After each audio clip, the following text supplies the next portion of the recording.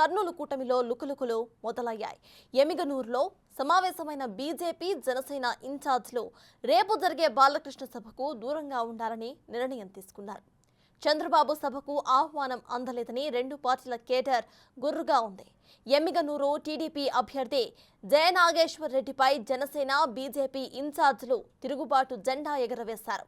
పొత్తు ధర్మం పాటించకుండా అవమానించారని అలగవహించారు. ఇదే విషయంపై పూర్తి డీటెయిల్స్ మా ప్రతినిధి శ్రీరామ్ అందిస్తారు. శ్రీరామ్, చెప్పండి, ఇంతకు ముందు కూడా పవన్ కళ్యాణ్ చెప్పడం జరిగింది పొత్తు ధర్మం టీడీపీ పాటించడం లేదని. ఇది రెండోసారి. దీన్ని ఎలా చూడాలంటారు? సత్తాజ్, ఈ రోజు కర్నూలు సంబంధించినటువంటి జిల్లా సంబంధించినటువంటి ఎమిగనూరు నియోజకవర్గంలో ఉక్కుమ్మడిగా ఈ జనసేన బీజేపీ సంబంధించినటువంటి ముఖ్య నాయకుల సమావేశం చేసుకోవడం జరిగింది. అయితే ఇటీవల చంద్రబాబు నాయుడు సంబంధించినటువంటి బహిరంగ సభకు కూడా జనసేన కావచ్చు, ఇటు బీజేపీ సంబంధించినటువంటి నాయకులకు ఆహ్వానం లేదంటూ కూడా ఆ నాయకులు మండిపడుతున్న పరిస్థితులు. గతంలో జరిగినటువంటి ఈ సభ ఏదైతే ఉందో అందులో కూడా తమకు ఆహ్వానించలేదు అంటూ కూడా తెలుపుతున్న పరిస్థితి. అయితే రేపు జరగబోయేటటువంటి ఇప్పటికే స్వర్ణాంధ్ర అనేటటువంటి కార్యక్రమం ఏదైతే ఉందో బాలకృష్ణ ప్రారంభించినటువంటి కార్యక్రమానికి ఈ రోజు కర్నూలు జిల్లాలో ప్రారంభించబోతా ఉన్నారు. అయితే రేపు ఎమిగనూరు సంబంధించినటువంటి నియోజకవర్గంలో కూడా ఈ యొక్క యాత్రతో పాటు అక్కడే సభ ఏర్పాటు చేయడం జరుగుతుంది. అయితే ఈ సభకు తమకు ఇప్పటికీ ఎలాంటి ఆహ్వానం అందలేదు అంటూ కూడా నాయకులు మండిపడుతున్న పరిస్థితులు. అయితే గతంలో కూడా అలా జరిగింది. ఈసారి జరగబోయేటటువంటి సభలో కూడా తమకు కూటమి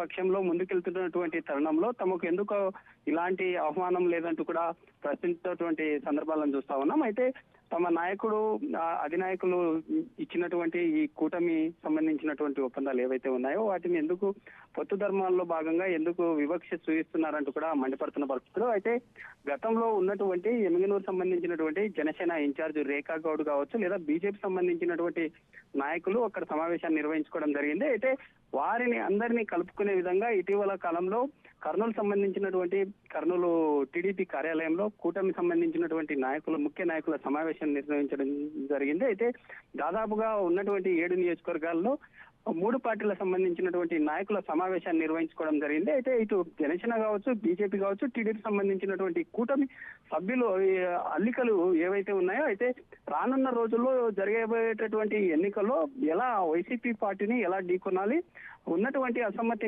నేతలు ఎలా అల్లికలు ఉన్నాయి ఆ అల్లికలను ఎలా ముందుకు తీసుకెళ్లాలి, వారిని రాజీ చేసే విధంగా ఇటీవల జరిగినటువంటి సమావేశంలో అందరినీ రాజీ చేసే దిశగా ఈ యొక్క కార్యక్రమం చేపట్టడం జరిగింది. అయితే ఆ కార్యక్రమం చేపట్టిన అనంతరం కూడా చంద్రబాబు నాయుడు సభ అనంతరం రేపు జరగబోయేటటువంటి సభ ఏదైతే ఉందో ఆ సభకు తమకు ఇలా వివక్ష చూపిస్తున్నారంటూ కూడా వీళ్ళు మండిపడుతున్న పరిస్థితులు. అయితే చూడాలి. అయితే రేపు జరగబోయేటటువంటి కార్యక్రమానికి టీడీపీ సంబంధించినటువంటి అధిష్టానం నుంచి ఎలాంటి పిలుపు రాబోతుంది, రానున్న రోజుల్లో కూడా ఈ అలయన్స్ గా ఉన్నటువంటి పార్టీలు ఎలా ముందుకెళ్తున్నాయనే అంశాలు కూడా తెలియాల్సిందే. అయితే ఇప్పటికే బీజేపీ కావచ్చు, ఇటు జనసేన సంబంధించినటువంటి నాయకులు రేపు జరగబోయేటటువంటి కార్యక్రమానికి హాజరవుతారా లేకుంటే ఇలానే వర్గపోరుతో ముందుకెళ్తారా అనేటటువంటి అంశాలు అయితే ప్రశ్నార్థకంగా మారాయి. Right, thank you Sriram.